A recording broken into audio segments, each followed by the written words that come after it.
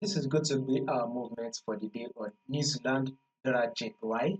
So make sure you subscribe, make sure you like, share, make your comments, and also follow the Telegram so you will not miss out on any single updates. The link to the Telegram channel will be in the comment section right now. Let's see our New Zealand dollar JPY.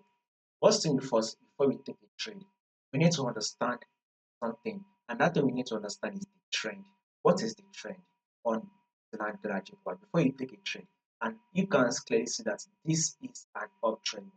We are in an uptrend move. So market was able to push up to form in high right here, and then here comes the higher low, right? Market then was able to push up to form a new higher high, and here comes the higher low.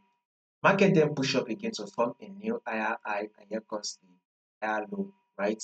The market was able to push up one more time to form a new higher high, and here comes then this is the higher low, right? So in the long run, we will be expecting New Zealand dollar JPY to push up and form a new higher high, thereby taking out this previous high, right? So we will be expecting further movement to the upside.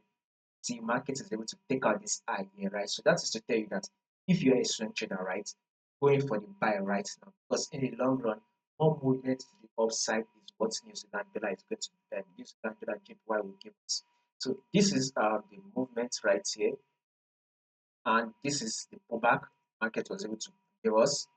If you also zoom it in, also you see that this is a new high, and this here is an equal higher low, right? And this is one of the reasons why there is a rejection zone here. So one more movement again that will form a new high is what we'll be expecting. So a bullish move for the day, what we are expecting on our New Zealand dollar JPY.